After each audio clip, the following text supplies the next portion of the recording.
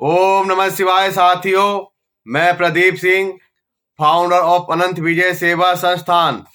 साथियों, आज आपको मैं श्रीमद् भागवत गीता का अध्याय 3 कर्म योग का श्लोक नंबर 43 का संस्कृत और हिंदी वाचन करके सुनाऊंगा।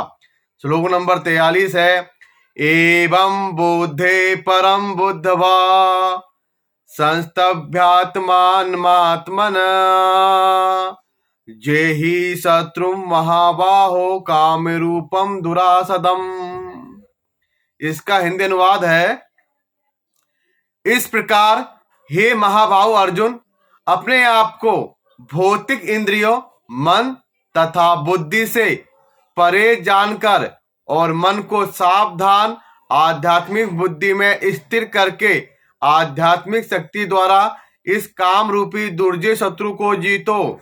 तात्पर्य है, भगवत गीता का यह तृतीय अध्याय निष्कर्षतः मनुष्य को निर्देश देता है कि निर्विशेष शून्यवाद को चरम लक्ष्य न मानकर अपने आप को भगवान का शाश्वत सेवक समझते हुए कृष्ण भावनामृत में प्रवृत्त हो।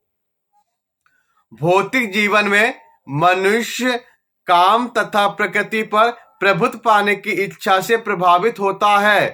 प्रभुत्व तथा इंद्रिय तृप्ति की इच्छाएं वध जीव की परम शत्रु है, किंतु कृष्ण भावनामृत की शक्ति से मनुष्य इंद्रियों, मन तथा बुद्धि पर नियंत्रण रख सकता है। इसके लिए मनुष्य को सहसा अपने नियत कर्मों को बंद करने की आवश्यकता नहीं है, अपितु धीरे धीरे कृष्ण भावनामृत विकसित करके भौतिक इंद्रियों तथा मन से प्रभावित हुए बिना अपने शुद्ध स्वरूप के प्रति लक्षित स्थिर बुद्धि से दिव्य स्थिति को प्राप्त हुआ जा सकता है।